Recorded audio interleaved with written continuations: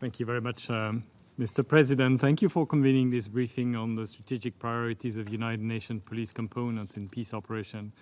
I'm pleased to be joined by our distinguished police commissioners currently serving in ABA, the Democratic Republic of Congo, and Mali. This annual briefing serves as an opportunity to reaffirm the vital role that United Nations police play in peace operations and to reflect on the ways in which we might better support their essential work from conflict prevention to peacekeeping and peace building. In 2018, the Secretary General launched the Action for Peacekeeping initiative, calling on all stakeholders to collectively address the challenges facing peacekeeping and to renew their collective engagement. I thank each of you for supporting A4P as police, troop, and financial contributors, as members of the General Assembly and Security Council. Today, I will highlight some of our achievements through ongoing efforts to reinforce peacekeeping, as well as areas requiring progress. And I also welcome Member States' plans for advancing the A4P agenda. Mr. President, while the overall number of peacekeepers have decreased over the last years as a result of the closure of some of our missions that have completed their mandate, the role of police in peacekeeping is likely to further increase in the coming years. In fact, our missions are increasingly faced with challenges that call for a response which UN Police is particularly well placed to provide.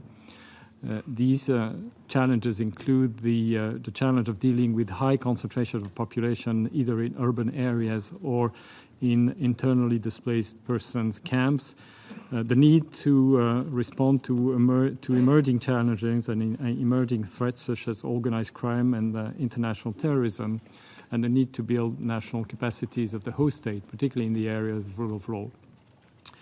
I would like to pay tribute to our dedicated men and women serving in UNPOL, in headquarters, and particularly in the field, often in very difficult and challenging conditions.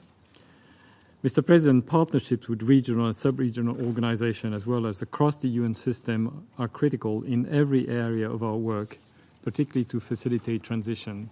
In Darfur, we are collaborating closely with the African Union to plan for the transition and exit of UNAMID with a view to sustaining gains and preventing a relapse into conflict.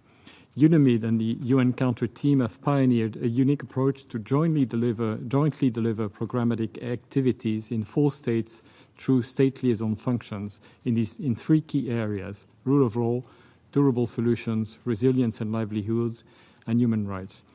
The role of UN police in ensuring the delivery of the mandated activities of the state liaison function is critical, particularly with regards to UNAMID's efforts in strengthening rule of law capacities. In Mali, MINUSMA's police is contributing to the building of key national rule of law capacities and partners in this effort with other stakeholders, such as the European Union.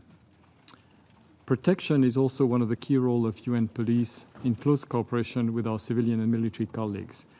In ABA, protection committees have been established to fill the void in the absence of a functioning police service. Because of increased criminality, the UNISFA police component has started to expand these committees, particularly among women. A total of 172 members of joint protection committees, including 18 women, have received basic training from UNPOL to provide law and order in the Amiet Common Market. Commissioner Gahanzire will brief on the Community Protection Committee concept in more detail. Our effort to enhance performance are guided by the provision of Security Council Resolution 2436. We have made significant progress in this regard, including strengthening internal evaluations as a core element of the action plan to improve the safety and security of UN peacekeepers. Since January 2018, we have undertaken over 40 assessments of operational readiness visits.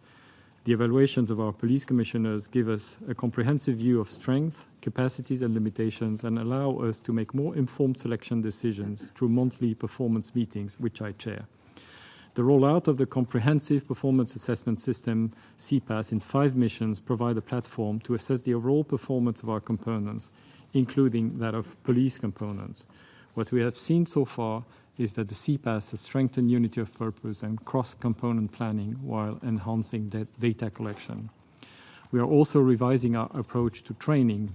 New curricula based on the strategic guidance framework for international policing will enhance the effectiveness and efficiency of all UNPOL activities in the field. To oversee these efforts, the Police Division has created a task force to address the needs of our police officers across the spectrum, from pre-deployment assessment and training to in-mission and specialized training to post-duty care. Increasing the number of women in peacekeeping means making peacekeeping more effective.